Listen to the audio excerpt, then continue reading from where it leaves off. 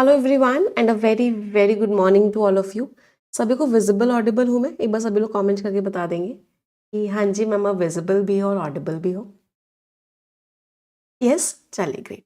So welcome to the session everyone. आप सभी का हार्दिक स्वागत है आज के सेशन में। जितने भी नए स्टूडेंट्स हैं इस चैनल पे पहली बार आए हैं, सबसे पहले इस चैनल को सब्सक्राइब जरूर कर लेंगे, इस वीडियो को लाइक जरूर कर देंगे और शेयर जरूर कर देंगे। स्टार्ट करते हैं आज का सेशन सबसे इंपॉर्टेंट चीज से इंग्लिश की, एंड दैट इज वोकैबुलरी। और आज का पहला वर्ड क्या है? The very first word of the day is euphemism. सबसे पहले तो देखो बेटा, लास्ट में आईएसएम लग रहा है, तो पार्ट ऑफ स्पीच क्या हो गया ना। यूफेमिज्म होता क्या है? तो देखो, एक हमारा रूट वर्ड होता है, इनफैक्ट दो रूट वर्ड्स होते हैं, एक होता है ईयू और एक होता है बेनी। इन दोनों रूट वर्ड्स का मीनिंग होता है गुड। तो यहीं से आपका रूट वर्ड बनता है यूफेमिज्म। यूफेमिज्म का मतलब होता है कि आप किसी खराब बात के लिए कुछ खराब शब्दों का इस्तेमाल नहीं कर रहे हैं। Means using of mild words. आप कैसे शब्द यूज कर रहे हैं? माइल्ड। माइल्ड मीन्स कम खराब शब्द यूज कर रहे हैं किसी ऐसी चीज के लिए जो बहुत खराब है। फॉर एग्जाम्पल, मैंने ये नहीं बोला ही डाइड, मैंने क्या बोला? ही पास्ड अवे। गुजर गए हैं वो, मर गए हैं नहीं बोला। क्यों? क्योंकि डाइड एक खराब वर्ड था, तो मैंने पास्ट अवे बोल दिया। मैंने ये नहीं बोला यू आर फायर्ड, तुमको नौकरी से निकाला जाता है। यू आर फायर्ड गलत वर्ड था, मैंने क्या बोला? आई एम लेटिंग यू गो, मैं तुम्हें जाने दे रहा हूँ या मैं तुम्हें जाने दे रही हूँ। तो ये क्या हो गया? एक यूफेमिज्म हो गया। मैंने ये नहीं बोला यू आर अनएम्प्लॉयड, तुम बेरोजगार हो, खराब शब्द थे। मैंने क्या बोला? यू आर बिटवीन जॉब्स, तुम अभी जॉब्स के बीच में हो, मतलब जॉब्स ढूंढ रहे हो। तो यूफेमिज्म समझ में आता है? यूफेमिज्म क्या होता है कि आप कम खराब शब्द यूज कर रहे हो किसी खराब चीज को आइडेंटिफाई। तो पोलाइट एक्सप्रेशन है आपका कोई ऐसी चीज जो बहुत ही हार्श है, बहुत ही कठोर है। पोलाइट है, एक्सप्रेशन है, अंडरस्टेटमेंट है, आप कोई बहुत खराब नहीं बोल रहे। एंटोनिम्स क्या हो गया? डिस्फेमिज्म, चीज इतनी खराब नहीं है लेकिन आप उसको बहुत ज्यादा खराब बोल रहे हो। हार्श हो, आप बहुत ही ब्लंट हो, बहुत ही मुंह फट हो। तो ही डाइड की जगह हम क्या यूफेमिज्म यूज करते हैं? He passed away. You are fired की जगह हम क्या यूज करते हैं? I am letting you go. Clear? अच्छा, हमने ईयू रूट वर्ड की बात ही करी है, मुझे ईयू के कुछ और वर्ड्स बता दो एवरीवन। तो एक वर्ड होता है यूलॉजी, ये नाउन होता है, इसका वर्ब फॉर्म होता है यूलोजाइज करना। इसका मतलब क्या होता है? आप किसी की तारीफ, ये इसका वर्ब फॉर्म होता है। ईयू आ गया। यूलॉजी का मतलब क्या होता है? It's a speech. और कैसी स्पीच है? जहाँ पे आप सामने वाले को क्या कर रहे हो? सामने वाले की तारीफ कर रहे हो। जनरली किसी की डेथ हो जाती है, उसके बाद जो आप स्पीच देते हो उसकी तारीफ करने के लिए, उस स्पीच को क्या बोलते हैं? उस स्पीच को यूलॉजी बोलते हैं। फिर एक होता है यूफोरिया। आज मैं ऊपर जमाना है नीचे, आज मैं आगे जमाना है पीछे, वो वाली फीलिंग। बहुत हैप्पी हो, अ स्टेट ऑफ हैप्पीनेस। और हैप्पीनेस भी कैसी है? बहुत अच्छी वाली, intense. You are very very happy, बहुत ही ज्यादा आप खुश। यूफोनी क्या होता है? फोन रूट वर्ड का मीनिंग क्या होता है? साउंड। तो euphony is what? Good sound, अच्छी साउंड आ रही है, तो वो क्या है? यूफोनी है। अगर खराब साउंड को क्या बोलोगे? खराब साउंड होती है कैकोफोनी। कैको रूट वर्ड का मीनिंग क्या होता है? बैड। तो खराब साउंड इज हार्श साउंड, इसको क्या बोलते हैं? कैकोफोनी। क्या हो जाता है? क्लैमर मीन्स बहुत ही खराब साउंड। एक मूवी आई थी, मुझे उस मूवी का नाम याद नहीं आ रहा, आप मुझे बताओगे? वो मूवी एक टॉपिक पे थी and that was euthanasia. Euthanasia क्या होता है? कोई इंसान बहुत दर्द में है, आप उसको एक ऐसी मौत दे रहे हो कि उसका दर्द खत्म हो जाए। मीन्स पेनलेस किलिंग दे रहे हो उसे। क्यों? जिससे कि उसको रिलीव हो जाए उसके दर्द से, रिलीव, सफरिंग कह सकते। यूथनेशिया कौन सी मूवी थी? शायद उसमें ऋतिक रोशन थे, तो उसमें यूथनेशिया के ऊपर मूवी थी। मीन्स आप उस इंसान को क्या कर रहे हो? आप उस इंसान को एक अच्छी मौत दे रहे हो। तो इन सारे वर्ड्स में रूट वर्ड क्या था? ईयू। और ईयू शब्द का मीनिंग क्या होता है? गुड, अच्छा। गुजारिश थी मैम। अगले वर्ड पे आते हैं। The next word is फ्लैग्रेंट। फ्लैग्रेंट का मीनिंग क्या होता है? एकदम कोई चीज बहुत ही खराब है, ओपन है, शेमलेस है, उसको आप क्या बोलते हो? फ्लैग्रेंट। लास्ट में एन टी लग रहा है, पार्ट ऑफ स्पीच क्या हो गया? एडजेक्ट। मतलब ऑब्वियसली, क्लियरली ऑफेंसिव और रॉन्ग, मतलब क्लियरली गलत है। ब्लेटेंट, ग्लेयरिंग, आउटरेजियस, एक और वर्ड था ना, ब्रेजन। मीन्स सारे शब्दों का मीनिंग क्या है कि वो चीज क्या है? एकदम शेमलेसली बोल्ड है।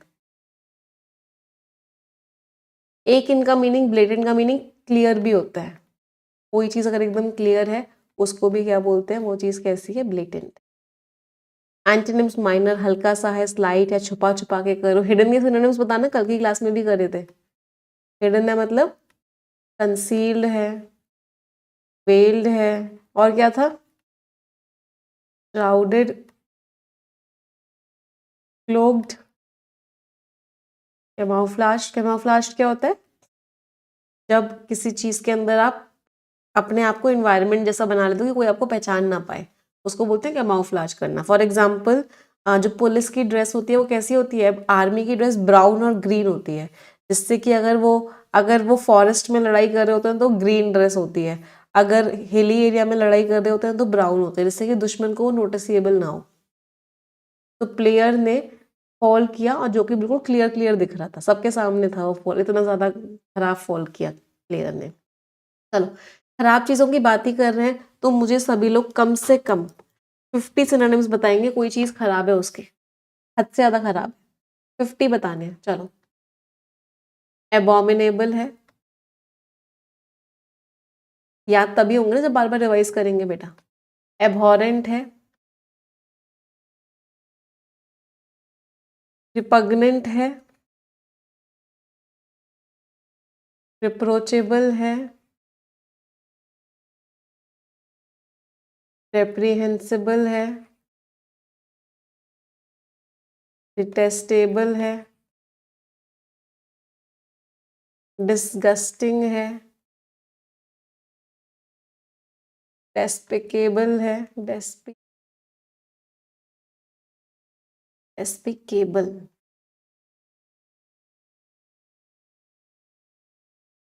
ओडियस है, वाइल है, हॉरेंडस है, हॉरिड है, टेरेबल है, एग्रेगियस है।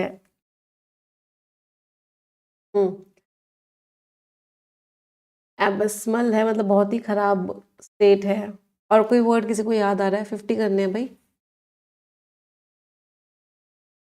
हाँ जी मैम, लोथसम है, बहुत बढ़िया। तो ये तीनों आ जाएंगे, फ्लैग्रेंट, ब्रेजन और ब्लेटेंट। ऑब्नोक्शियस है, मैकैबर है, जी वाले रह गए, हाँ। ग्रोटेस्क है,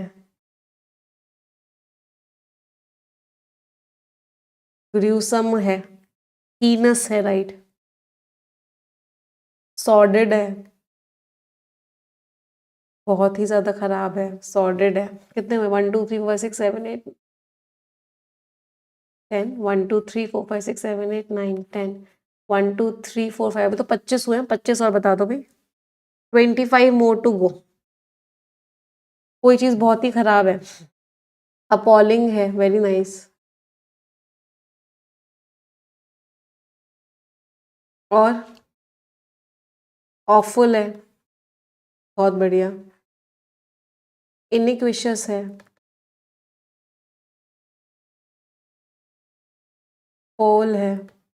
हाँ, अभी क्रूअल इसकी एक दूसरी कैटेगरी होती है, उसके लिखेंगे, पहले इसी कैटेगरी के और जो याद आ रहे हैं वो लिख लेते हैं। और कोई याद आ रहा है? मॉर्बिड, मॉर्बिड कह सकते हैं। ऑरिड लिखा था, नहीं लिखा था? ऑरिड लिख लिया। चलो अब दूसरी कैटेगरी कर लेते हैं इसके, फिर बाकी के वर्ड्स पे आएंगे। 30 हो चुके हैं। क्रूअल, क्रूअल के मुझे सिनोनिम्स बताना। कोई इंसान बहुत ही क्रूअल है तो सैवेज है, ब्रूटल है, brutish, barbarous, बारबैरिक, atrocious, fiendish, diabolical, cold-hearted, callous, stone-hearted.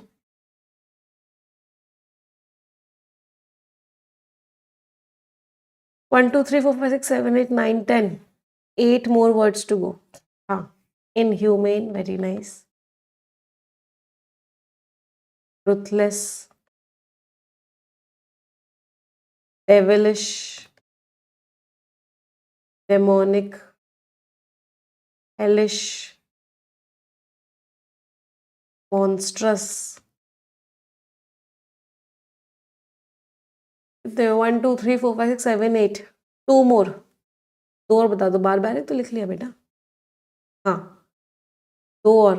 वो इंसान बहुत ही ज्यादा खराब है। रेप्रीहेंसिबल लिखा था हमने, लिख लिया रेप्रीहेंसिबल।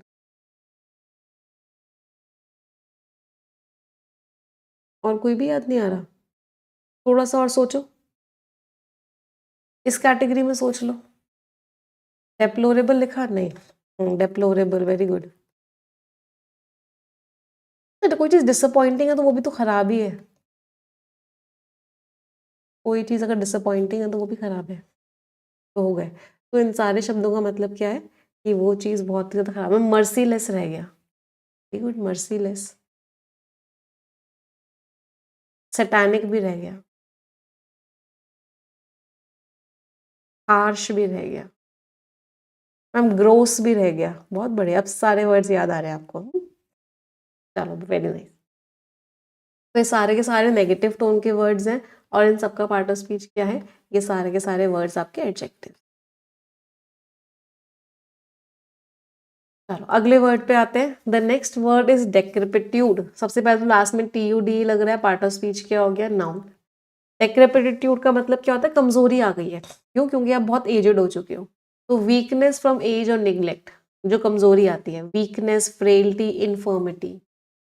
अच्छा, मुझे वीक के सिनोनिम्स बता दो चलो इसी बात पे। कोई इंसान या कोई चीज बहुत ही कमजोर है, टोटल 50 सिनोनिम्स बताएंगे मुझे वीक और स्ट्रॉन्ग के मिला के, ठीक है? चलो, वीक है, आसानी से टूट जाएगी तो फ्रेजाइल है। फ्रेल है, फीबल है, आसानी से टूट जाएगी, ठीक है? इनफर्म है, वो इंसान बहुत कमजोर हो गया है अपनी बूढ़ी एज की वजह से। वॉबली है, बहुत ही कमजोर हो गया अपनी बूढ़ी एज की वजह से। वो चीज नाजुक सी है तो डेलिकेट है। टेनुअस है, बहुत ही नाजुक सी है, कोई पावर ही नहीं है उसके पास, पावरलेस है। इम्पोर्टेंट है, उस पर अटैक करना बहुत आसान है। अटैक करना बहुत आसान है तो क्या वर्ड्स होते हैं? ससेप्टेबल है, प्रोन है, वल्नरेबल है। इन तीनों वर्ड्स का मीनिंग क्या होता है? इजी टू अटैक, आप उस पर आराम से अटैक कर सकते।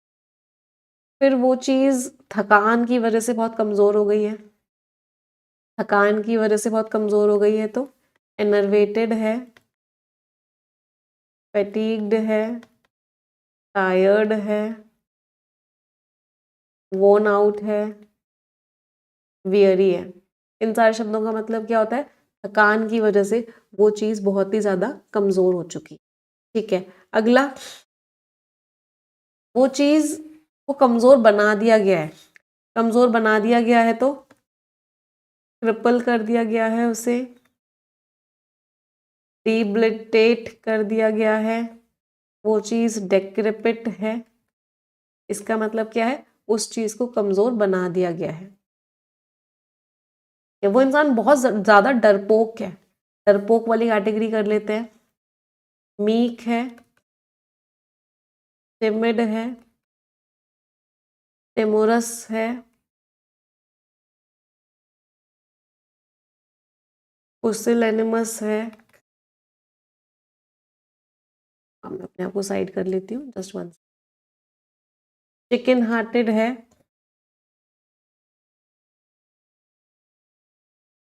येलो बेलीड है, माउसी है, शीपिश है, कावर्डली है। इन सारे शब्दों का मतलब क्या है कि वो इंसान बहुत ही ज़्यादा कमज़ोर है। कितने हुए? 1 2 3 4 5 6 7 8 9 10 1 2 3 4 5 6 7 8 9 10 1 2 3 4 5 6 7 8 9 10 चलो 30 हो गए। अब मुझे स्ट्रॉन्ग के बताएंगे। इसके 20 और बता दो, 50 हो जाएंगे टोटल। चलो, कोई इंसान अगर बहुत ही स्ट्रांग है, पहले बहादुर वाले बता दो। स्ट्रांग है मतलब वेलिएंट है, वेलोरस है, गैलेंट है, पावरफुल है, माइटी है, उसके अंदर पावर है तो पोटेंट है। कोई सिस्टम बहुत स्ट्रांग है, रोबस्ट है, स्टर्डी है, कॉन्क्रीट है। रेजिलिएंट का मतलब है प्रॉब्लम से बहुत आसानी से रिकवर कर जाता है, रेजिलिएंट है, हार्डी है। अच्छा, स्ट्रांग को ब्राउनी भी कहते हैं, उसके अंदर बहुत गट्स हैं तो स्ट्रांग है, गट्सी है, ग्रिटी है, डरता नहीं है वो इंसान ना, तो डॉन्टलेस है, डरता नहीं है, इंट्रेपिड है, फियरलेस है, कोई डर वर नहीं लगता बिल्कुल भी, बहुत ही ज़्यादा कैसा है, पावरफुल है। चलो, मस्क्यूलर है, बहुत अच्छी खासी बॉडी बॉडी है, बहुत फिजिकली बहुत स्ट्रांग है, मस्क्यूलर है, स्टीली है, फिजिकली बहुत ही ज़्यादा वो इंसान कैसा है, स्ट्रांग है। और कोई वर्ड किसी को याद आ रहा हो? 1 2 3 4 5 6 7 8 9 10 1 2 3 4 5 6 7 8 9, 2 3 वर्ड्स और बता दो। हाँ, आपने उस चीज़ को स्ट्रांग बनाया है, वेरी नाइस। स्ट्रांग बनाई गई कोई चीज़ है तो फोर्टिफाइड है, स्ट्रेंथेंड है, बोल्स्टर्ड है, रीइंफोर्स्ड है। इसका मतलब क्या है? उस इंसान को स्ट्रांग बनाया गया। अच्छा, वो बहुत स्ट्रांग है, शेर दिल का है, लायन हार्टेड है, स्टाउट हार्टेड है, आयरन क्लैड है, बहुत स्ट्रांग है, मतलब बहुत ही ज्यादा वो इंसान स्ट्रांग है। सारे के सारे वर्ड्स का पार्ट ऑफ स्पीच क्या था? All of these words were adjective.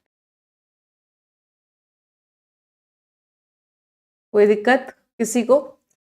तो डेक्रेपिट्यूड का मतलब क्या हो गया? एक तरीके से कमजोरी। एंटोनिम्स क्या हो गए? स्ट्रेंथ, रोबस्टनेस, हेल्थ बहुत अच्छी है। तो हाउस जो है एकदम कमजोर पड़ गया इतने सालों के इग्नोरेंस के बाद। अगला वर्ड है एपिस्टोलरी। सबसे पहले तो देखो लास्ट में ARY लग रहा है, इसका मतलब पार्ट ऑफ स्पीच क्या हो गया? एडजेक्टिव। इसका मतलब है कोई भी चीज लेटर से रिलेटेड है, उसको आप क्या बोलते हो? उसको आप बोलते हो एपिस्टोलरी। रिटन है, कॉरस्पॉन्डिंग रिटन से रिलेटेड है, लेटर्स वगैरह भेजते हैं। लिटरेरी है, लिखी हुई है मतलब बेसिकली। एंटोनिम्स क्या हो गए? ओरल है, स्पोकन है, वर्बल है, बोल रहे हो आप। तो जो नॉवल थी वो कैसे लिखी हुई थी? लेटर के स्टाइल में लिखी हुई थी, मतलब एक जना किसी को लेटर भेज रहा था और उसके स्टाइल में पूरी की पूरी नॉवल लिखी हुई। अगले वर्ड पे आते हैं फ्लमॉक्स। कल भी कर रहे थे शायद फ्लमॉक्स के वर्ड्स, अब तो रट गए होंगे फ्लमॉक्स के। चलो, तो फ्लमॉक्स के मुझे 50 सिनोनिम्स बताएंगे फिर। मतलब फ्लमॉक्स के मत बताओ, कोई चीज क्लियर नहीं है ना, अनक्लियर है, उसके बताना 50। स्टार्ट करें? चलिए, ऑल द बेस्ट। कोई चीज क्लियर नहीं है, वेग है, एम्बिगुअस है, अब तो याद हो गए होंगे बहुत अच्छे से। इक्विवोकल है, ऑब्सक्योर है, ऑफस्केटेड है, हेजी है, एब्स्ट्रूज है मतलब कॉम्प्लिकेटेड है, क्लाउडी है, मर्डी है, मर्की है, राइट, मिस्टी है, वेरी नाइस।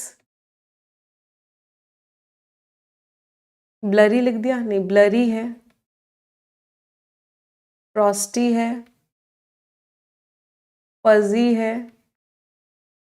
इनडिस्टिंक्ट है, नेब्यूलस है, क्लियर नहीं है। इम्प्लिसिट है, मतलब क्लियरली नहीं बोला, खुद से समझना पड़ेगा। अच्छा, कॉम्प्लेक्स है, कॉम्प्लेक्स चीज भी क्लियर नहीं होती। कॉम्प्लिकेटेड है, क्रिप्टिक है, मतलब कोड्स में लिखी हुई है, क्लियर नहीं है। रिकंडाइट है, क्लियर नहीं है। एजोटेरिक है, आर्केन है, क्लियर नहीं है। नॉटी है, इंट्रिकेट है, क्लियर नहीं है। बाइजेंटाइन है, क्लियर नहीं है। लेबेरिंथीन है, मतलब बिल्कुल भी क्लियर नहीं है। चलो अब आईएनजी वाले सारे फॉर्म्स बता दो मुझे। पहले कितने हुए? 1 2 3 4 6 7 8 9 10, 1 2 3 4 6 7 8 9 10, 1 2 3 4 5 6 7 8, 28 हो गए ना। चलो आईएनजी वाले सारे फॉर्म्स एक साथ यहाँ पे बताना। क्लियर नहीं है मतलब कंफाउंडिंग है, पजलिंग है, परप्लेक्सिंग है, एस्टोनिशिंग का मतलब सरप्राइजिंग, आप चौंक गए, मतलब आपको क्लैरिटी नहीं थी। एस्टाउंडिंग है, स्टैगरिंग है। बोल बोल के भी करोगे ना तो और अच्छे से याद होता है, पता जब बोल बोल के करते हैं। Flummoxing, flabbergasting, bewildering, bamboozling. और कोई word?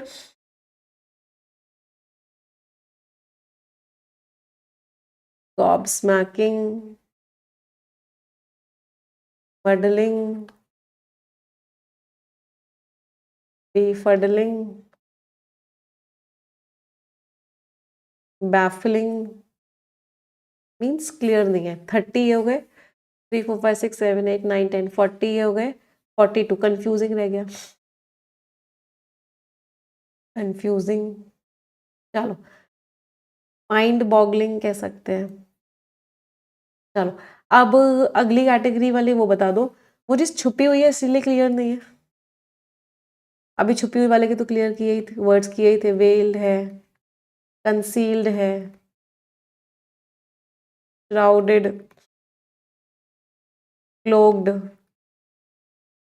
Masked, hidden, camouflaged, disguised. मतलब छुपी हुई है इसीलिए क्लियर नहीं है। मैम एनिग्मेटिक रह गया वहां पे, बिल्कुल सही बोला, एनिग्मेटिक है, राइट। कंफ्यूजिंग है। अच्छा, छुपी हुई है लेकिन छुप के अटैक कर देगी। फर्टिव, स्नीकी,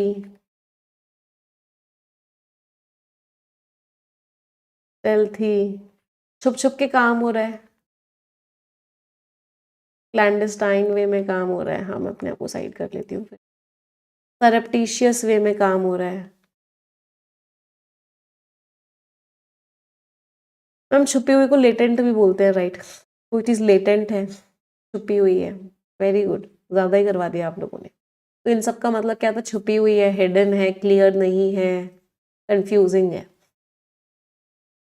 चलो तो फ्लमॉक्स, ये सारे वो जो सारे वहां लिखे थे वो एडजेक्टिव थे। फ्लमॉक्स उसी का वर्ब फॉर्म है। मतलब आप किसी को पूरी तरीके से क्या कर रहे हो? कंफ्यूज कर रहे हो। कंफ्यूज कर रहे हो, बैफिल कर रहे हो, परप्लेक्स कर रहे हो। एंटोनिम्स आप एकदम क्लियर कर रहे हो, क्लैरिफाई कर रहे हो, एनलाइटन कर रहे हो, एक्सप्लेन कर रहे हो, सामने सारी चीज़ों को रख रहे हो। तो जो कॉम्प्लेक्स पजल थी उसने बच्चों को कंफ्यूज कर दिया, फ्लमॉक्स कर, बच्चों के लिए कंफ्यूजिंग हो गया। अगला वर्ड है genteel. Again a very very important word. Genteel क्या होता है? कोई इंसान बहुत ही पोलाइट है, बहुत ही बढ़िया है ना, बहुत अच्छा मैनर्स है उसके अंदर, उसको बोलते हैं जेंटिल है वो इंसान। Part of speech, adjective. Polite है, बहुत ही रिफाइंड है, बहुत ही कर्टियस है, बहुत मैनर्स है उसके अंदर, बहुत सोफिस्टिकेटेड है, बहुत मैनर्ड है, बहुत अच्छे संस्कार है उसके अंदर। एंटोनिम्स बहुत ही रूड है, बहुत ही वल्गर है, बहुत ही खराब है, बहुत ही क्रूड है। क्रूड का मतलब क्या होता है? नॉट रिफाइंड, अच्छे से मैनर्स वगैरह नहीं है उसके अंदर। अनकल्चर्ड है, तो वो एक बहुत ही अच्छी फैमिली से बिलोंग करता है जो कि एरिस्टोक्रेट्स की है। एरिस्टोक्रेट्स में बहुत नॉलेजेबल लोग हैं। नेक्स्ट वर्ड इज लाइसेंटियस, लास्ट में ओ यू एस लग रहा है। Part of speech is what? Adjective. ऐसा इंसान जो गलत काम करता है, जो बहुत ही खराब काम करता है, उसको क्या बोलते हो? लाइसेंटियस। इमोरल है, अनरेस्ट्रेंड है, मतलब कंट्रोल्ड ही नहीं है, वो कुछ भी करता है, वो सोसाइटी के हिसाब से काम नहीं करता। इमोरल है, करप्ट है, डिबॉच्ड है, एक वर्ड होता है डिप्रेव्ड है, रेच्ड है, मतलब बहुत ही खराब इंसान है। एंटोनिम्स मॉरल है, प्योर है, वर्चुअस है, बिल्कुल सही इंसान है। तो उसका इतना खराब लाइफस्टाइल था, इतना इमोरल लाइफस्टाइल था, मतलब कोई कंट्रोल ही नहीं था उसे अपनी डिजायर्स के ऊपर। इसकी वजह से सोसाइटी क्या हो गई? शॉक हो गई, कोई इंसान इतना खराब कैसे हो सकता? मतलब उसका जो लाइफस्टाइल था वो बहुत ही ज्यादा खराब था। एक वर्ड होता है एंड दैट वर्ड इज लास्सिवियस। लास्सिवियस किन लोगों को बोलते हैं? जिन लोगों के अंदर सेक्सुअल डिजायर बहुत ज्यादा होती है, जो लोग सोसाइटी के नॉर्म्स को फॉलो नहीं करते, वो लोग क्या होते हैं? Such people are lascivious. एक और वर्ड होता है इन लोगों के लिए, सेलेशियस। सेलेशियस का मतलब वही होता है, वल्गर होते हैं। वल्गर को क्या बोल सकते हो? ऑब्सीन, मतलब बहुत ही खराब तरह का जो कंटेंट होता है। ल्यूड भी बोलते हैं, जो सोसाइटी एक्सेप्ट नहीं करती। अगला वर्ड है पेनम्बरा। आपने बचपन में फिजिक्स पढ़ी होगी, तो उसमें ना दो तरह के रीजंस होते हैं, तब तो मुझे याद भी नहीं है। जैसे किसी चीज की अगर शैडो पड़ रही है, जैसे ये लाइट का सोर्स है, जैसे बचपन में थोड़ा थोड़ा याद आ रहा है, इसकी शैडो पड़ रही है, तो इसकी शैडो दो एरियाज में पड़ती थी, एक को अमरा बोलते थे और एक को पेनम्बरा बोलते थे। तो पेनम्बरा क्या होता था? जहाँ पे पार्शियल एक ऐसे पड़ती थी और एक ऐसे, तो अमरा में शायद मेन पड़ती थी और पेनम्बरा में पार्शियल पड़ती थी। तो पेनम्बरा क्या है? नाउन। तो ये क्या होता है? पार्शियल शैडो एरिया, जहाँ पे पार्शियल शैडो पड़ रहा, थोड़ा बहुत शैडो पड़ रहा हो। Shadow, shade, darkness. Antonyms light ही लाइट है, ब्राइटनेस है, रेडियंस है, लाइट है। लाइट ही लाइट है। अच्छा, लाइट का रूट वर्ड क्या होता है? LUM comma LUC। इन दोनों शब्दों का मतलब क्या होता है? लाइट। तो जो पेनम्बरा था एक्लिप्स का, एक्लिप्स क्या होता है? एक्लिप्स को हिंदी वर्ड क्या होता है? आज क्या पढ़ने वाला है? एक्लिप्स पढ़ने वाला है। हिंदी वर्ड मुझे याद नहीं आ रहा, आप लोग मुझे बताओगे। इससे साइंटिस्ट बहुत ज्यादा फैसिनेट हुए। फैसिनेट मीन बहुत अट्रैक्ट हुए। एक्लिप्स को हिंदी में क्या बोलते हैं? ग्रह गह गहन, ऐसे कोई वर्ड होता है ना, मुझे क्यों नहीं याद आ रहा। ग्रहण, राइट। अगले वर्ड पे आते हैं वाइट्यूपरेशन। वाइट्यूपरेशन मीन्स तो बहुत खराब है, बहुत खराब खराब आप किसी को बोल रहे हो। चलो मुझे ऑथर की टोन से कुछ सिनोनिम्स बताओ। बहुत बार ऑथर की टोन वाइट्यूपरेटिव होती है। वाइट्यूपरेटिव टोन का मतलब क्या होता है? बहुत ही खराब खराब ऑथर बोल रहे हैं। विट्रियोलिक टोन है, अब्यूजिव टोन है, मतलब बहुत ही खराब बोल रहे हैं ऑथर। एकर्बिक टोन है, दिल को चुभ रही है। स्केथिंग टोन है, हार्श है, बहुत ही कॉस्टिक है, बहुत ही बाइटिंग टोन है। सार्डोनिक टोन है, मतलब ऐसी बात कर रहे हैं जो बात क्या कर रही है? एकदम दिल को चुभ रही है, बिटर है, कड़वी है, हार्श है। एकर्बिक है। तो इन सारे के सारे शब्दों का मतलब होता है ऐसी चीज जो एकदम दिल को चुभ जाए। इंसेसिव है, स्केथिंग है, राइट। मीन्स हार्श टोन है, बहुत ही खराब टोन है, बहुत खराब तरीके से आप बात कर रहे हो सामने वाले से, इंसल्ट कर रहे हो, राइट। तो ये तो सारे एडजेक्टिव्स थे। इसी का नाउन फॉर्म क्या था? वाइट्यूपरेशन। मतलब किसी को बहुत खराब खराब बोलना, अब्यूज, इन्वेक्टिव, इंसल्ट, बहुत खराब खराब बोलना। एंटोनिम्स तारीफ कर रहे हो, कॉम्प्लीमेंट कर रहे हो, प्रेज, फ्लैटरी, तारीफ। तारीफ का भी हमने एक और वर्ड पढ़ा था, यूलॉजी, तारीफ कर रहे हो। तो जो डिबेट थी वो किसमें कन्वर्ट हो गई, वाइट्यूपरेशन में। डिबेट चल रही थी, फिर उसके बाद तो बुराइयां होने लग गई, बहुत खराब खराब एक दूसरे को बोलने लगे। नेक्स्ट वर्ड इज ऑब्लिक, जो सीधा ना हो, ऑब्लिक टेढ़ा हो। इनडायरेक्ट हो, तो इनडायरेक्ट, स्लैंटिंग, इंक्लाइन, जो सीधा ना हो, oblique, part of speech, adjective again. Antonyms direct है, स्ट्रेट है, क्लियर है, मतलब कोई प्रॉब्लम ही नहीं है, एकदम सीधा सीधा है। तो उसने एक इनडायरेक्ट बात करी किस चीज की, उस स्कैंडल की, स्कैंडल में उस घोटाले की उसने इनडायरेक्ट बात करी। अच्छा, अगर आप इनडायरेक्ट बात कर रहे हो तो आप क्या कर रहे हो, आप डायरेक्ट टॉपिक पे नहीं आ रहे ना, तो आप क्या कर रहे हो, बीट अबाउट भी बोलते हो, बीट अराउंड भी बोलते हैं, बीट अराउंड द बुश कर रहे हो, मतलब आप डायरेक्ट टॉपिक पे नहीं आ रहे, आप क्या कर रहे हो, सर्कमलोक्यूशन कर रहे हो। Means talk in a round about fashion, गोल गोल घुमा के बात कर रहे हो, उसको बोलते हैं आप इशू को या प्रॉब्लम को स्कर्ट कर रहे हो, स्कर्ट द इशू। एक स्कर्ट तो आपको पता है ऐसी होती है ना, ये कुछ और ही बन गया, सॉरी, ऐसी होती है स्कर्ट, हाँ, बचपन में बनाते थे। और दूसरा स्कर्ट का मतलब क्या होता है, आप उस चीज को क्या कर रहे हो, अवॉइड कर रहे हो। तो आप इशू पे नहीं आ रहे, आप क्या कर रहे हो, गो अराउंड इन सर्कल्स, गोल गोल घूमे जा रहे हो, मेन टॉपिक पे नहीं आ रहे।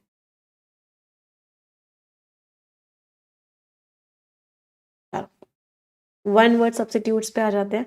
अच्छा, जो वन वर्ड सब्स्टिट्यूट्स और फ्रेजल वर्ब्स और हम इडियम्स लेते हैं ना यहाँ पे, वो वाली लेते हैं जो एग्जाम में सबसे ज्यादा रिपीट होती है। तो बहुत ध्यान से पढ़िए सॉरी, इन सभी को। Philology, logy mean study, file means, file word के दो तीन मतलब होते हैं, एक होता है लव, प्यार होता है एक फाइल का मतलब, और यहाँ पे फाइल का मतलब क्या है, लैंग्वेज। तो आप किसी लैंग्वेज को पढ़ रहे हो, तो फिलोलॉजी से जो पुराने पुराने टेक्स्ट हैं, पुरानी पुरानी चीजें जो है प्रोटेक्टेड है, तो study of languages written form is philology. Seismology बहुत बार एग्जाम में आया है, अर्थक्वेक की जो स्टडी होती है, मैं स्क्रीन पे नहीं होती देर से, अरे भूली गई स्क्रीन से बाहर जाके। सीस्मोलॉजी इज व्हाट, अर्थक्वेक्स की जो स्टडी होती है। जापान सबसे ज्यादा सीस्मोलॉजी रिसर्च करता है, अर्थक्वेक की स्टडी करता है। क्रिप्टोग्राफी, क्रिप्ट रूट वर्ड का मीनिंग होता है छुपा हुआ, सीक्रेट, तो क्रिप्टोग्राफी सीक्रेट कोड्स लिखने की जो कला होती है उसको क्रिप्टोग्राफी बोलते हैं। टोपोग्राफी इज अर्थ पे क्या क्या है, आप उस चीज को आइडेंटिफाई कर रहे हो, कहाँ माउंटेन है, कहाँ रिवर है, कहाँ क्या, topography. Mapping of earth surface features, तो अर्थ के सरफेस पे जो जो चीजें हैं उसको क्या बोलते हैं, उसकी स्टडी को बोलते हैं topography. Why did U turn down my offer that day, तुमने मेरा ऑफर उस दिन टर्न डाउन क्यों कर दिया। टर्न डाउन इतनी बार एग्जाम में आया है ना कि क्या ही बताया जाए, टर्न डाउन मीन्स रिजेक्ट कर, तो ही turn down the proposal, proposal is offer, उसने ऑफर को टर्न डाउन कर दिया, रिजेक्ट कर। टर्न इन, आपने किसी चीज को सबमिट किया, आपने हार मान ली या आप सोने चले गए, टर्न इन। तो स्टूडेंट्स ने अपने असाइनमेंट सबमिट कर दिए, टर्न इन कर दिए। अच्छा, गो टू बेड का क्या था, कुछ इडियम्स, हिट द हे भी था, हिट द सैक भी था, है ना, इनका मतलब भी क्या था, आप सोने चले गए। टर्न ऑन है, please turn on the TV, TV को टर्न ऑन कर दो, स्विच ऑन कर दो। और दूसरा मतलब क्या होता है, एक्साइट करना किसी को, किसी के अंदर इमोशंस लेके आने, फीलिंग्स लेके। तो ही टर्न ऑन द टीवी, उसने टीवी को स्टार्ट कर दिया। टर्न ऑफ द टीवी, एक तो होता है स्विच ऑफ कर दो, और दूसरा मतलब होता है मुझे दूर कर रहे हो, why are you turning me off, तुम मुझे अपने आप से दूर क्यों कर रहे हो, तुम मुझे खराब क्यों फील करवा रहे हो। उसने इतनी रूड तरीके से बात करी जिससे मैं टर्न ऑफ हो गया, मतलब मुझे अब वो पसंद नहीं है, मैं उसे दूर चला गया। तो टर्न ऑफ करना मीन्स दूर करना। हाँ, कैच सम जेट्स का मतलब भी क्या होता है, आप सो गए, राइट। अच्छा, पढ़ते पढ़ते सो गए तो क्या किया आपने, नॉड ऑफ कर दिया, डोज ऑफ कर दिया, मीन्स झपकी ले ली। अब आज करने वाले हम कंफ्यूजन वाले इडियम्स। इन अ फॉग, कंफ्यूज्ड हो, पता ही नहीं क्या हो रहा है। एट सी हो, कंफ्यूज्ड हो। अप इन द एयर मतलब अभी तक फाइनल रिजल्ट नहीं आया, अभी भी वो चीज अनडिसाइडेड है, हवा में ही लटकी हुई है, मतलब कंफ्यूजन है अभी उस चीज को लेके, है ना, अनडिसाइडेड है, अनरिजॉल्व है। लेफ्ट इन द डार्क, बताया ही नहीं उसके बारे में कुछ भी यार। आप अनइन्फॉर्म्ड हो, अनअवेयर हो, ऑब्लिवियस हो। ऑब्लिवियस का मतलब क्या होता है, आपकी आपको नॉलेज ही नहीं है उस चीज की। एट सी अभी हमने कर ही लिया, कंफ्यूज हो। टू इन टू माइंड्स, यहां जाऊं या यहां जाऊं, समझ ही नहीं आ रहा क्या करूं। एम्बीवैलेंट हो, इन अ डिलेमा हो, in a pickle is also confuse हो, राइट। अचार में हो मतलब बड़ी डिफिकल्ट सी सिचुएशन में हो, इन अ पिकल। मजा आया वोकैबुलरी पढ़ने में सभी को? यस और नो माय चैंपियंस? चलिए, हाँ, वोकैबुलरी का जो चैनल जिसके बारे में मैं कल बात कर रही थी आप लोगों से, जहाँ पे मैं आप लोगों को वोकैबुलरी रिवाइज करवा रही हूँ, इडियम्स रिवाइज करवा रही हूँ, जो हम एडिटोरियल में पढ़ रहे हैं, उस चैनल का लिंक मैंने कमेंट सेक्शन में लगा दिया है। तो आप अभी के अभी उस चैनल को जाके सब्सक्राइब कर लेना, जिससे कि आपको वीडियोस रेगुलरली आपके सामने खुद ब खुद आती रहे। और एक हैबिट बनाना कि मुझे 3 से 5 शॉर्ट्स की वीडियो, मतलब 3 से 5 मिनट रोज देने हैं। तो आप 3 से 5 मिनट वोकैबुलरी को रोज रिवाइज करोगे तो आपके जो वर्ड्स हैं वो दिमाग में बैठते जाएंगे। चलो, एक रिक्वेस्ट भी करूंगी, जितने बच्चे सेशन को देख रहे हैं एक बार तुरंत के तुरंत लाइक कर देंगे सेशन को। जितने लोगों ने भी अभी तक सेशन को लाइक नहीं किया है, प्लीज लाइक द सेशन तुरंत के तुरंत, विदाउट अ गैप। और कमेंट सेक्शन में मुझे थम्स अप दे देंगे, हाँ जी मैम वो गैप पढ़ के मजा आ गया। चलो आ जाते हैं, फिशिंग ट्रबल्स, कुछ तो दिक्कतें चल रही हैं इंडिया, श्रीलंका और पाक बे का जो फिशिंग इशू है उसके बारे में हम बात करने वाले। परफेक्शन बैच पे जो 50% का डिस्काउंट चल रहा था उसकी भी आखिरी डेट आज है। जितने लोगों को मुझसे कंप्लीट इंग्लिश पढ़नी है, बाकी डिटेल्स मैं लास्ट में दे दूंगी, बट 50% का डिस्काउंट जरूर ले लेना, NB50 कोड लगा के। चलिए, पहले आप पढ़ेंगे फिर हम समझाएंगे, रीड इट एवरीवन।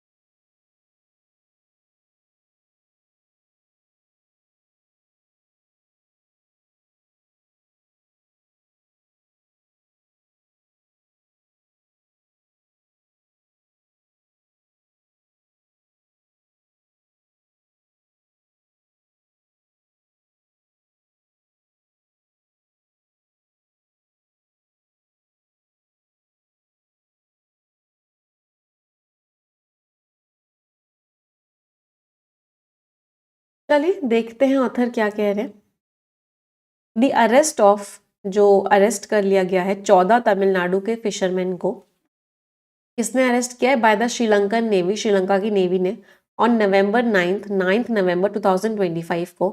और एलिजिडली, एलिजिडली का मीनिंग क्या होता है? उनके ऊपर इल्जाम लगाया जा रहा है, उनको अक्यूज किया जा रहा है। उनके ऊपर इल्जाम क्या लगाया गया है? कि उन्होंने क्रॉस किया है इंटरनेशनल मैरीटाइम बाउंड्री लाइन। तो वो जो बाउंड्री लाइन है इंडिया और श्रीलंका के बीच में, उसको उन्होंने क्रॉस किया है और वो एंटर कर गए हैं Sri Lankan waters, waters means ocean, तो श्रीलंका के ओशियन में वो एंटर कर गए हैं। कुड बी व्यूड बाय, हो सकता है कुछ लोग इसको कैसे देखें, एज येट, कि ये एक और इवेंट ऐसा हुआ है स्टैटिस्टिकली, का मतलब क्या, डेटा के हिसाब से, मतलब पहले भी ऐसे इवेंट्स हुए हैं, एक इवेंट और हो गया कि हुआ क्या कि हमारे जो फिशरमैन थे वो श्रीलंका के पानी में चले गए और वहां की नेवी ने उनको अरेस्ट कर लिया।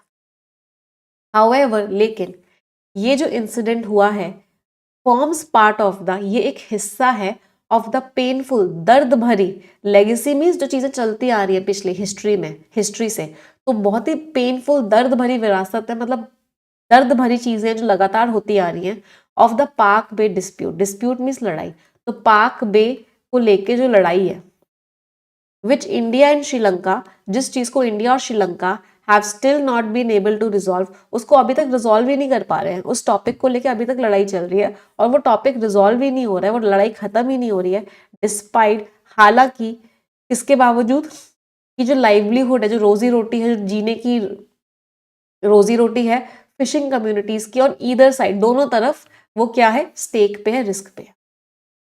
तो ये जो पाक बे का जो डिस्प्यूट चल रहा है, वो डिस्प्यूट सॉल्व ही नहीं कर पा रहे हैं इंडिया और श्रीलंका। हाँ, जबकि प्रॉब्लम इतनी ही नहीं है, प्रॉब्लम ये भी है कि दोनों तरफ के जो फिशरमैन है उनकी जो लाइवलीहुड है वो स्टेक पे है, वो रिस्क पे है। सो फार मीन्स अब तक 128 fisherman from Tamil Nadu, 128 fisherman Tamil Nadu से, इंक्लूडिंग दोस्त वो भी जिनको एप्रीहेंड मीन्स अरेस्ट किया गया था।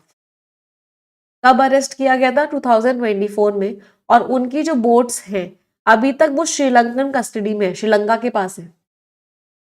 जैसा कि बोला गया, स्टेट किया गया तमिलनाडु के chief minister M K Stalin के रीसेंट लेटर में, अभी अभी उन्होंने जो लेटर दिया है external affairs minister S Jaishankar को। दिस इज अ कॉम्प्लेक्स, ये एक बहुत ही जटिल और एक क्रोनिक, क्रोनिक का मतलब क्या होता है, बहुत लंबे टाइम से जो चल रहा होता है उसको बोलते हैं क्रोनिक। क्रोनिक में रूट वर्ड होता है क्रोन, क्रोन का मतलब है टाइम, तो क्रोनिक का मीनिंग क्या हो गया, lasting from a long time. तो ये जो प्रॉब्लम है बहुत लंबी है, अभी नई प्रॉब्लम नहीं है ये। एज फार एज का मीनिंग होता है जहां तक फिशरमैन ऑफ तमिलनाडु की बात है, दिस स्ट्रगल, वो आज भी स्ट्रगल कर रहे हैं कि वो एक्सेस ही नहीं कर पा रहे हैं ट्रेडिशनल फिशिंग वाटर्स का, मतलब जहां पे वो पहले फिशिंग करते थे उस चीज का उनके पास एक्सेस नहीं है, वहां पे फिशिंग नहीं कर पा रहे हैं। इवन इफ दिस मीन्स, अगर इसका मतलब क्या भी होता है कि वो आईएमबीएल को भी क्रॉस कर जाए। आईएमबीएल क्या है? इंटरनेशनल मैरीटाइम बाउंड्री लाइन है जो इंडिया और श्रीलंका के वाटर्स को अलग अलग करती है। द ड्यूरेशन, जो टाइम लगता है और जो कॉस्ट लगती है ऑफ ईच वॉयज, तो हर वॉयज जो होता है, वॉयज का मतलब क्या, हर जो जर्नी होती है उनकी सी में, उसमें जो टाइम लगता है और जो पैसा लगता है, are of not much concern, वो बहुत ज़्यादा चिंता वाला नहीं है फिशरमैन के लिए और उनके एम्प्लॉयर्स के लिए। एम्प्लॉयर्स कौन है? जो उनको जॉब देते हैं, जिनके वो शिप्स होते हैं, वो बोट्स होती है, एज दिस, क्योंकि ये एक बहुत ही रैपिड ऑपरेशन होता है, बहुत जल्दी जल्दी वाला ऑपरेशन होता है, करते जाते हैं फिशिंग करते हैं वापस आ जाते हैं। तो बेसिकली पूरे पैराग्राफ में क्या बोला गया है कि इंडिया और श्रीलंका के बीच में अभी भी डिस्प्यूट चल रहा है। कुछ फिशरमैन को अरेस्ट कर लिया गया, अभी 2024 में भी अरेस्ट किया गया था, उनकी बोट्स जब्त कर ली गई थी।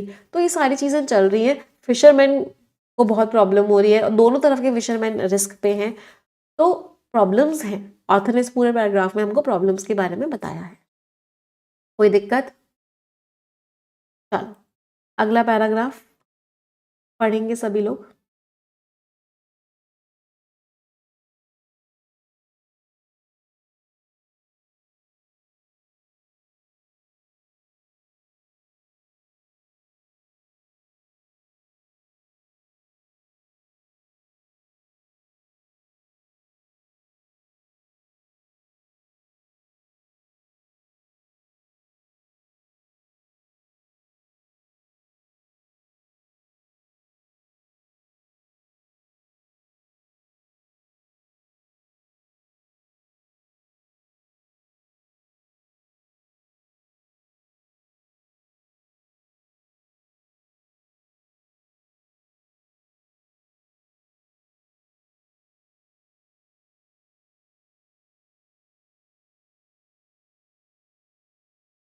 चलिए अगला पैराग्राफ ऑथर क्या कह रहे हैं, लीविंग असाइड, चलो इसको साइड में रख दो, हटा दो, दी हाई पॉसिबिलिटी कि बहुत चांसेस है कि श्रीलंका एक्शन लेगा। तो ऑथर ने क्या बोला कि जो फिशरमैन होते हैं ना, ये लाइन को क्रॉस कर जाते हैं, इनको लगता है थोड़ी सी देर का ये जो काम है, फट से जाएंगे, फिश को पकड़ेंगे और वापस आ जाएंगे।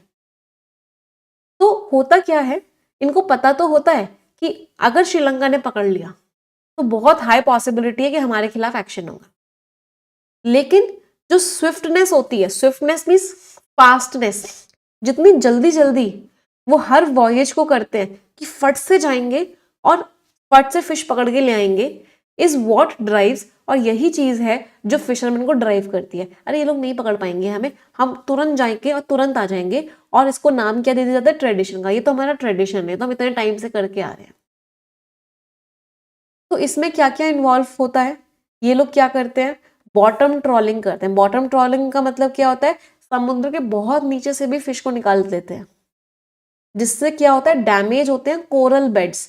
तो समुद्र के जो ग्राउंड पे जो कोरल रीफ्स होते हैं, कोरल रीफ समझते हो, कोरल रीफ्स अंडमान में, मालदीव्स में बहुत है। कोरल रीफ्स एक तरीके से ऐसे एक स्टोन जैसा स्ट्रक्चर होता है जो डेड बॉडीज इकट्ठा होके बन जाता है, जो कि हमारे एनवायरनमेंट के लिए बहुत इंपॉर्टेंट होता है।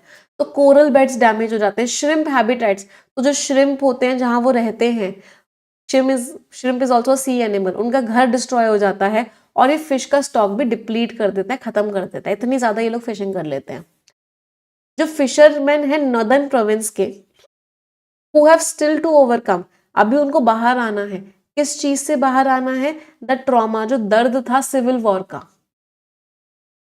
तो सिविल वॉर जो हुई है श्रीलंका में, अभी वो उससे बाहर नहीं आ पाए हैं, अभी उनको उससे बाहर भी आना है, तो would not have a problem, उनको कोई प्रॉब्लम नहीं होती। देखो, श्रीलंका के फिशरमैन को चलता है कि चलो आप आओ, तमिलनाडु के फिशरमैन आईएमबीएल को क्रॉस कर लो, तुम चलो हमारे यहाँ से फिशिंग कर लो, हमें कोई प्रॉब्लम नहीं है। लेकिन प्रॉब्लम क्या है? प्रॉब्लम ये है कि अगर तुम छोटी छोटी बोट्स को यूज करोगे, पुराने फिशिंग मेथड्स को यूज करोगे, तो हमको प्रॉब्लम नहीं है। तुम ऊपर ऊपर से फिशिंग कर लो, छोटी बोट्स यूज कर लो, पुराने वाले मेथड्स यूज कर लो। लेकिन ये जो तुम ट्रॉलिंग करते हो, ये जो तुम समुद्र के अंदर से इतना डीप जाके फिशिंग करते हो, घरों को डिस्ट्रॉय करते हो, फिशेस के कोरल बेड्स को डैमेज करते हो, हमें इससे प्रॉब्लम है। व्हाट हर्ट्स देम मोर, कौन सी चीजें जो श्रीलंका के फिशरमैन को ज्यादा चोट पहुंचाती है? वो है कि आप ट्रॉलर्स यूज करते हो। आप छोटी छोटी बोट्स में आओ, हमको कोई दिक्कत नहीं है, लेकिन ये जो ट्रॉलिंग यूज होती है, जो हमारी मरीन रिसोर्सेज को डिस्ट्रॉय कर देती है, जो हमारे समुद्र की सारी रिसोर्सेज को तबाह कर देती है, समुद्र के इकोसिस्टम को बर्बाद कर देती है, हमें प्रॉब्लम इससे है। तो जो जॉइंट वर्किंग ग्रुप था फिशरीज का, वो कोलंबो में मिला अक्टूबर 29, 2024 को। इन मार्च, इस साल के मार्च में, जो फिशरमैन लीडर्स हैं जो रामेश्वरम से थे तमिलनाडु में, वो सभी लोग श्रीलंका गए टू होल्ड डिस्कशन, बातचीत करने के लिए अपने काउंटर पार्ट से। काउंटर पार्ट का मतलब क्या होता है? वो इंसान जो सेम पोजीशन पे है। तो यहाँ का फिशरमैन लीडर है तो वो श्रीलंका के फिशरमैन लीडर से मिलने गया, but there was no official sanction. Sanction means approval, but कोई भी ऑफिशियल अप्रूवल नहीं मिला इस जो इनिशिएटिव ले रही थी दोनों कम्युनिटीज उसको। Janatha Vimukthi Peramuna led national people's power regime सरकार। तो ये जो सरकार है, सरकार की पार्टी का नाम होगा ये, which has been in office, जो सरकार वहां पे चला रही है कंट्री को फॉर अबाउट अ ईयर, 1 साल हो गया सरकार को आए हुए, has not yet shown any urgency, उसने कोई भी जल्दीबाजी या कोई भी अर्जेंसी नहीं दिखाई है इस प्रॉब्लम को रिजॉल्व करने में, इस प्रॉब्लम को सॉल्व करने में, एक्सेप्ट टेकिंग, सिर्फ और सिर्फ सरकार ने क्या बोला है कि हम बहुत स्ट्रिक्टली डील करेंगे इंडियन फिशरमैन के साथ जो क्या था, आईएमबीएल को क्रॉस करेंगे। तो ऑथर, स्ट्रिंजेंट मीन स्ट्रिक्ट, तो ऑथर पूरे पैराग्राफ में क्या कह रहे हैं कि हमारे फिशरमैन वहाँ की बाउंड्री को क्रॉस करते हैं, वहाँ ट्रॉलिंग करते हैं, वहाँ की इकोसिस्टम को बर्बाद करते हैं, तो ये सारी प्रॉब्लम्स चल रही हैं। वहाँ की सरकार ने कोई सोल्यूशन तो नहीं दिया, कोई बातचीत तो नहीं की, बट उन्होंने ये बोला है कि हम इस मैटर को बहुत स्ट्रिक्टली डील करेंगे। चलिए नेक्स्ट पैराग्राफ पढ़ेंगे सभी लोग।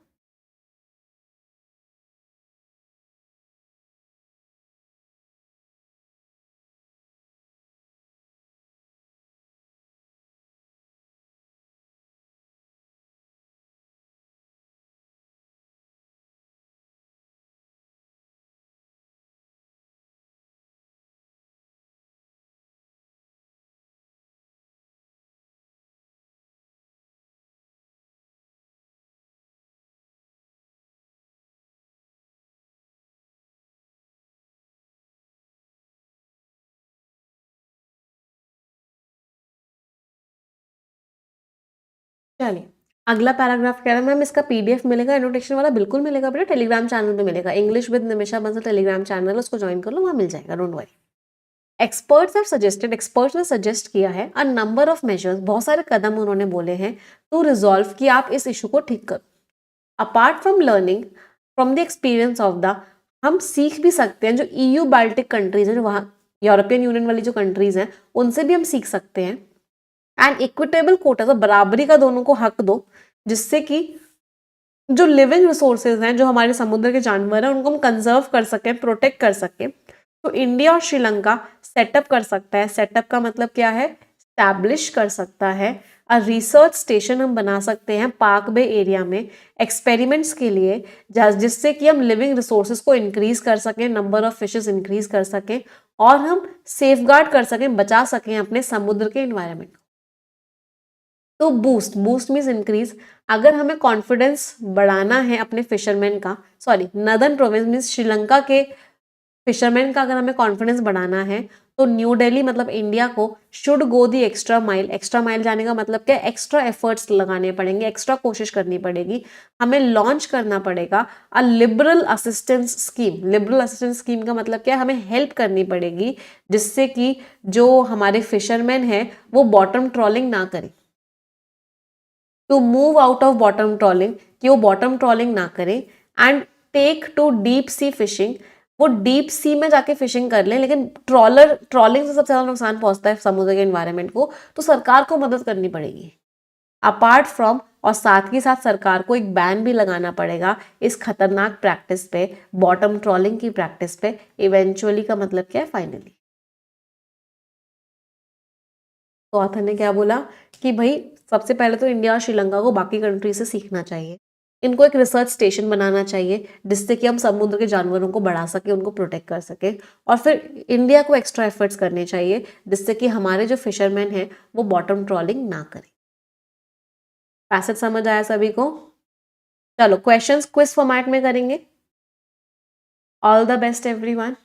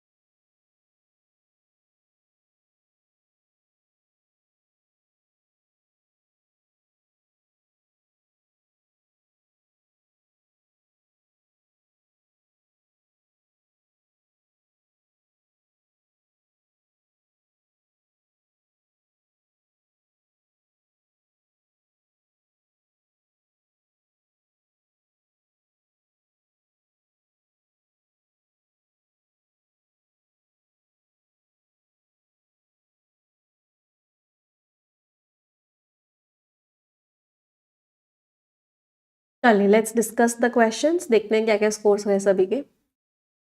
वर्ड परनीशियस यूज हुआ है। परनीशियस का मतलब है डेंजरस, है ना?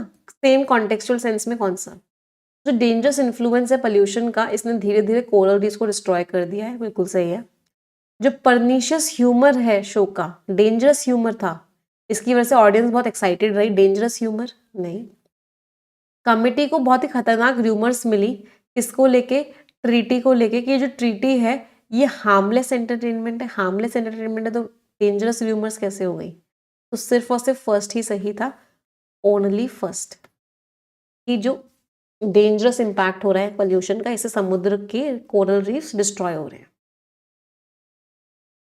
नंबर ऑफ एरर्स बतानी है। एक्सपर्ट्स हैव सजेस्टेड, एक्सपर्ट्स ने सजेस्ट किया है अ नंबर ऑफ के आगे हमेशा प्लूरल नाउन आता है तो मेजर्स आएगा। टू के साथ कभी भी वर्ब की सेकेंड फॉर्म में वर्ब की थर्ड फॉर्म नहीं आ सकती, तो to resolve the issue. Apart के साथ फ्रॉम आता है, apart from learning, from the experience of the EU countries और equitable quotas to conserve the living resources. बस 3 ही एरर्स थी, 1, 2 एंड 3। तो answer is C, only 3। A number of measures to resolve the issue and apart from. कौन सा statement true है passage के हिसाब से? तमिलनाडु के जो फिशरमैन के एक्शंस हैं वो इस वजह से होते हैं क्योंकि उनको लगता है स्पीड है, जल्दी से जाएंगे जल्दी से आ जाएंगे, और उनको प्रॉफिटेबिलिटी होगी। सही बात है, उनको ये नहीं इम्पैक्ट पड़ता कि इन्वायरमेंट पे क्या इम्पैक्ट पड़ रहा है, वो सिर्फ स्पीड की वजह से कि जल्दी जाएंगे जल्दी आ जाएंगे और प्रॉफिटेबल है। सही बात है। नेशनल पीपल पावर की जो रेजीम है उसने बहुत ही, मतलब सरकार की, श्रीलंका की जो सरकार है उन्होंने बहुत इनोवेटिव कदम उठाए हैं? नहीं, उन्होंने कोई इनोवेटिव कदम नहीं उठाए हैं। फिशरमैन जो है श्रीलंका के, वो ज्यादा डिस्टर्ब्ड हैं डिस्ट्रक्टिव मेथड से। हाँ, उनको लगता है कोई बात नहीं, तुम बाउंड्री क्रॉस कर जाओ, बट छोटी छोटी फिशेज, छोटी छोटी बोट लेके आओ, उससे हमें प्रॉब्लम नहीं है। हमें प्रॉब्लम है जो तुम डिस्ट्रक्टिव मेथड्स यूज करते हो, बॉटम ट्रॉलिंग जो करते हो। बिल्कुल सही है, answer is D, both first and third. अगला, टोन क्या है? ऑथर बहुत प्रैक्टिकल है, बहुत उम्मीद है, उम्मीद तो नहीं है ऑथर को किसी बात की ना। सैंग्विन का मतलब होपफुल होता है, होपफुल तो नहीं है ऑथर। ऑप्टिमिस्टिक, होपफुल तो नहीं है, सेलिब्रेट तो नहीं कर रहे। प्रैग्मेटिक का मीनिंग प्रैक्टिकल होता है। डिटैच्ड है, ऑथर की कोई इमोशन से। Sorry everyone, just one second.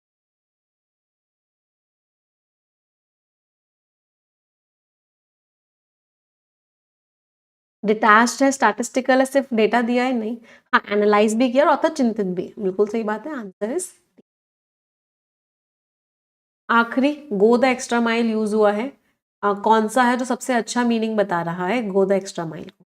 Go the extra mile means extra efforts करने होंगे, थोड़ा सा डिस्टेंस क्रॉस करना होगा। नहीं, डिस्टेंस क्रॉस करने की बात नहीं कर रहे, एक्स्ट्रा एफर्ट लेने की बात कर रहे। हाँ, एडिशनल प्रोएक्टिव कदम उठाने पड़ेंगे, नॉर्मल चीज़ों से काम नहीं चलेगा। सही है। इन्वॉल्वमेंट कम करना पड़ेगा? नहीं, उनको एक्स्ट्रा एफर्ट्स लेने होंगे, एक्स्ट्रा मेहनत करनी पड़ेगी न्यू दिल्ली को, मतलब इंडिया को। तो answer is what? C, only. Scores everyone in reading comprehension, क्या क्या स्कोर्स हुए? चलो, अब आ जाते हैं एरर डिटेक्शन के क्वेश्चंस पे। इसको भी क्विज फॉर्मेट में ही करेंगे। All the best everyone.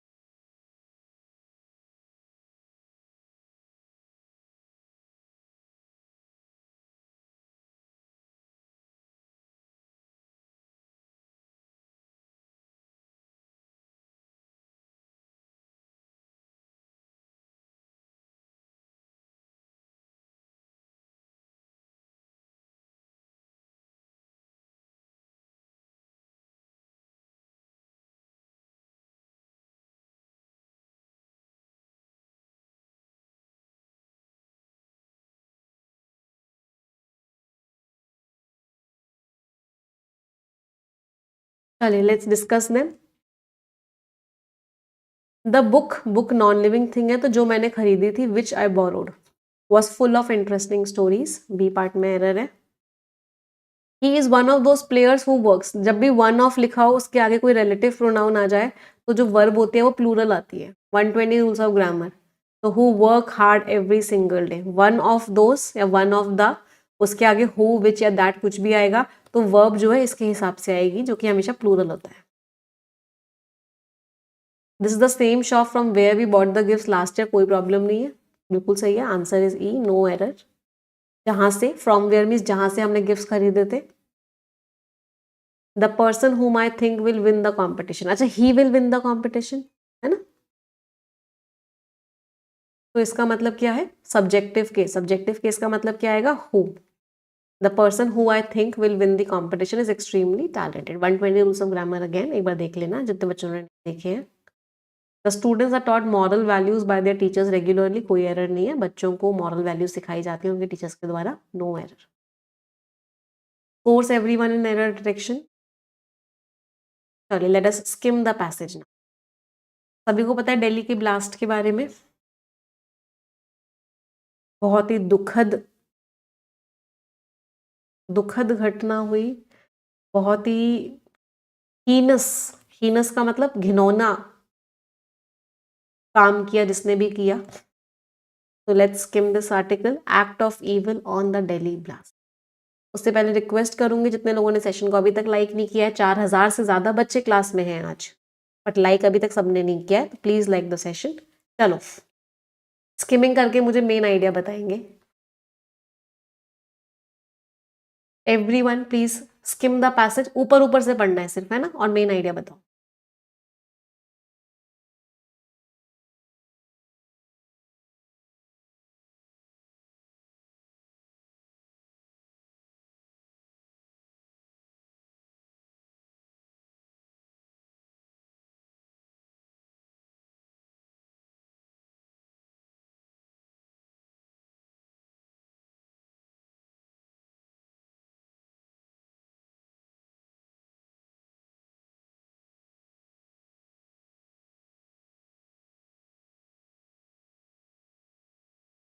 चलो क्या लिखा हुआ है, एक एक्सप्लोजन हुआ चलती हुई गाड़ी में रेड फोर्ट के पास दिल्ली में 10 नवंबर 2025 की शाम को, 13 लोग की डेथ हुई है, बहुत सॉरी बहुत सारे लोग इंजर हुए हैं। इसकी वजह से पुलिस ने ये वाला एक्ट लगा दिया है। सजेशन क्या है, लोग कह रहे हैं कि ये टेररिज्म का एक्ट था। NIA के पास मतलब उसके पास लीड है इन्वेस्टिगेशन की, इन्वेस्टिगेशन कर रही है। हमारे मोदी जी और जो अमित शाह जी हैं उन्होंने शपथ ली है कि जितने भी लोगों ने किसने ये किया है उनको हम जस्टिस करेंगे, मतलब उनके साथ उन्होंने जो किया उसकी सजा उनको दी जाएगी। और जो अपोजिशन पार्टी है वो सरकार से पूछ रही है तुम्हारी जिम्मेदारी थी ना, कैसे हो गया दिल्ली में, वो भी रेड फोर्ट के पास अटैक ब्लास्ट। जो सस्पेक्ट था जिसका वो वीक जो जिस पे शक जा रहा है उसका नाम उमर उन नाबी आइडेंटिफाई किया गया है, जो कि एक डॉक्टर है पुलवामा डिस्ट्रिक्ट से कश्मीर में। जो चीजें हुई वो बता रही थी कि जो सस्पेक्ट था जिसकी खुद डेथ हो गई ब्लास्ट में, वो बाकी लोगों से भी लिंक्ड था जो टेरर स्ट्राइक्स को पूरी पूरी कंट्री में प्लानिंग कर रहे थे। पुलिस को अब वेट करना पड़ेगा और भी ज्यादा क्लैरिटी के लिए जब तक इन्वेस्टिगेटर्स और इन्फॉर्मेशन नहीं देते। तो बेसिकली क्या बताया गया कि अभी जो पता लगा है जिसकी वो गाड़ी थी वो एक डॉक्टर थे पुलवामा डिस्ट्रिक्ट से कश्मीर में, और डेथ हुई है, और वो लिंक्ड थे और भी बहुत सारे लोगों के साथ जो टेरर स्ट्राइक्स पूरी कंट्री में प्लान कर रहे हैं, प्लॉट कर रहे हैं। अभी और ज़्यादा क्लैरिटी नहीं है इस चीज़ को लेके, तो जब तक क्लैरिटी नहीं आ जाती तब तक हमें वेट करना। चलो अगला पैराग्राफ स्किमिंग करके मेन आइडिया बताएंगे।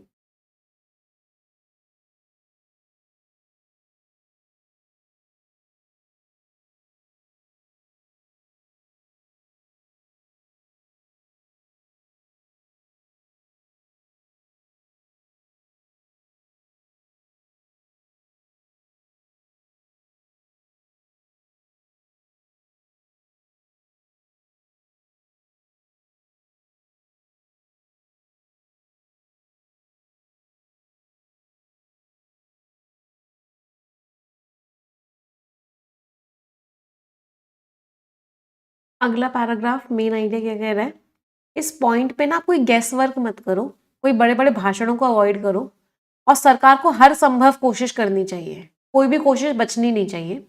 ऑपोजिशन और मीडिया को भी शांति और सुकून मतलब पीस फैलाना चाहिए। अभी ये इंसिडेंट हुआ है, बहुत अंदर तक ट्रबल मतलब अंदर तक परेशान कर देने वाला ये इंसिडेंट हुआ है।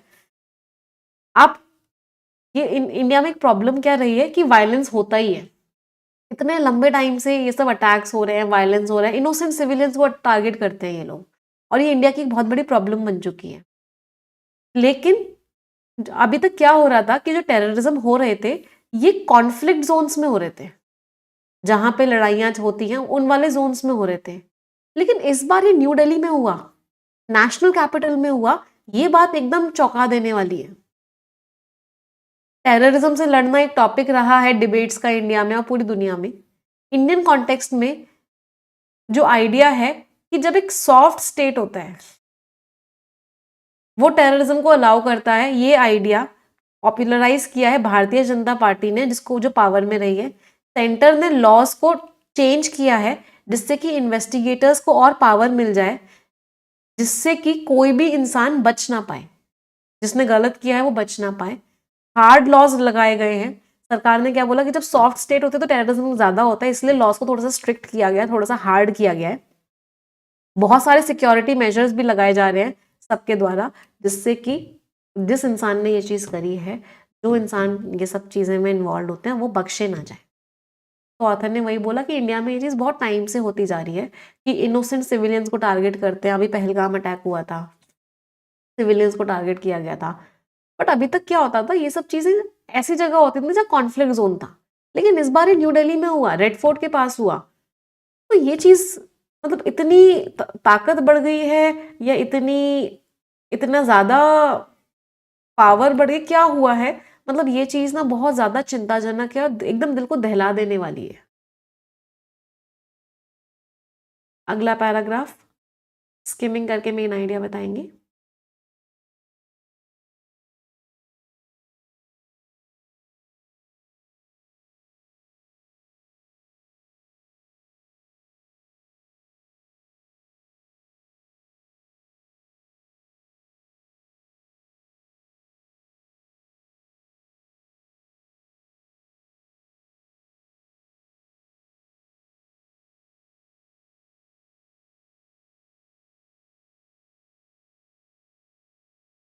अगला पैराग्राफ ऑथर क्या कह रहे हैं, एक अच्छी पॉलिसी होती है ना तो इंसिडेंट्स कम होते हैं, अननोटिस्ड भी जाते हैं।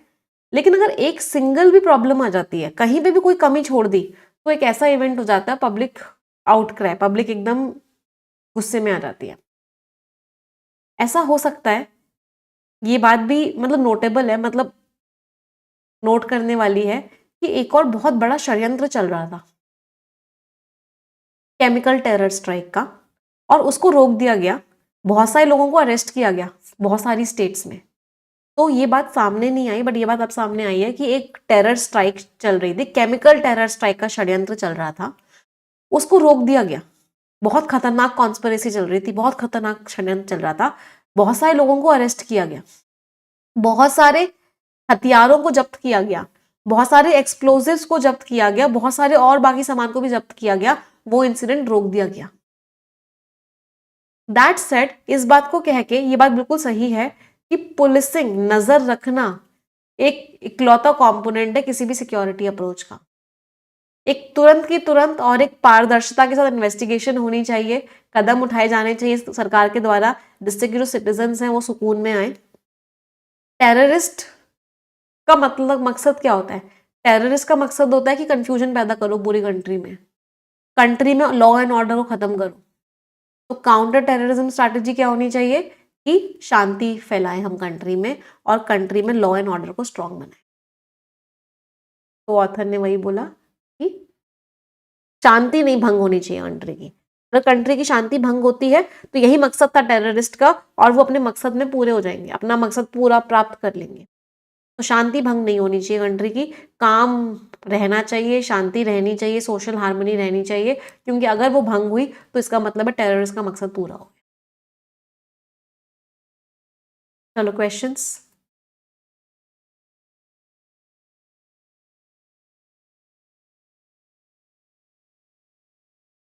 कंप्लीट नेशनल सिक्योरिटी अप्रोच क्या होता है कि पहले से कदम उठाए जाए, जैसे कि पब्लिक को सुकून दो, सोशल हार्मनी को स्ट्रांग बनाओ।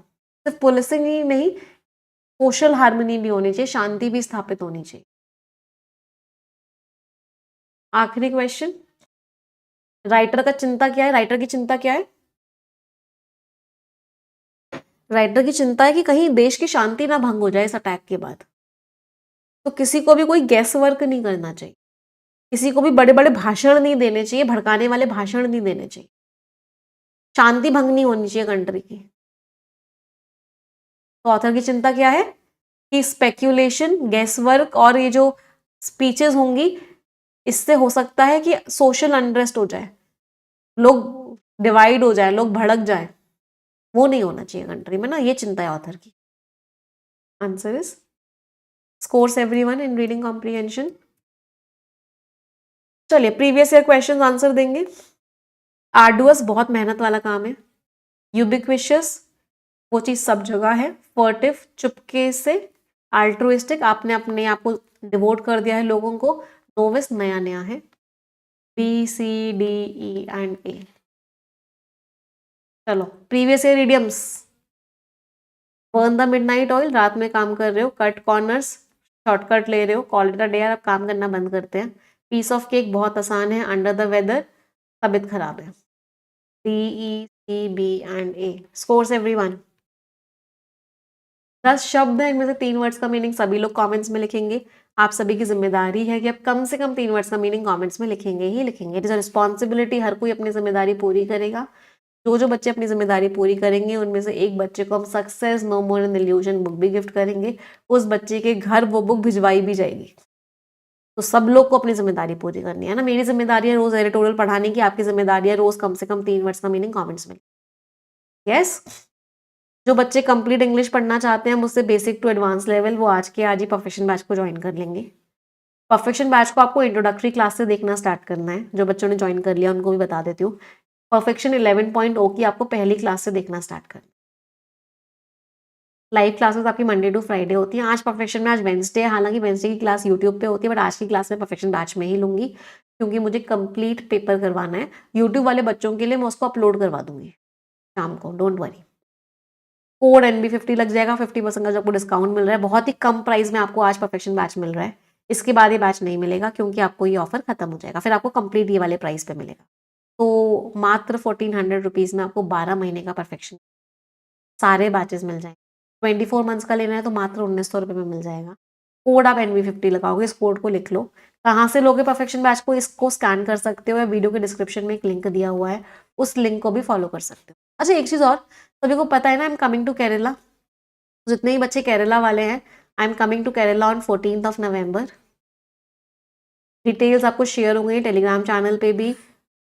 AKG सेंटर हॉल है ट्रिवांड्रम में, वहाँ पे। तो जो बच्चे केरला वाले हैं, I hope they must be very very excited. Yes.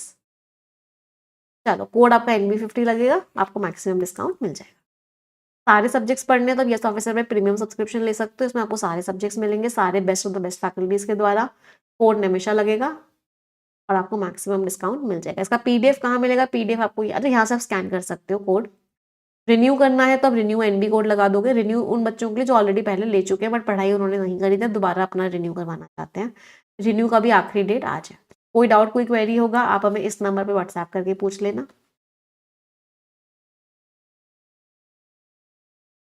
ठीक है, अदरवाइज इस वीडियो के डिस्क्रिप्शन में एक फॉर्म भी दिया हुआ है, आप उस फॉर्म को भी फिल कर सकते हो। टीम आपको कॉल करेगी, आपके सारे डाउट्स एंड क्वेरीज का आंसर दे। PDF इन टेलीग्राम चैनल्स में मिल जाएगा। सेशन एंड करते हैं, मिलेंगे परफेक्शन बैच की क्लास में 11 बजे। अच्छा जो बच्चे चाहते हैं ना कि मैं उनके स्टेट में भी आऊँ, तो मुझे एक बार कमेंट में बताना। अगली विजिट हम आपके स्टेट में प्लान करेंगे। जो बच्चे सबसे ज़्यादा अपने कमेंट्स में लिखेंगे कि आप कहाँ चाहते हो, तो मेक श्योर करो कि आप लोग अपनी जगह लिख दो कमेंट सेक्शन में, जैसे कि एक बार टीम एनालाइज कर ले और फिर हम अगली जो ऑफलाइन सेशन है वो आपके स्टेट में, आपकी सिटी में प्लान करें। ठीक है, चलो सेशन एंड करते हैं। Thank you everyone, bye bye, take care, stay blessed, tata and God bless.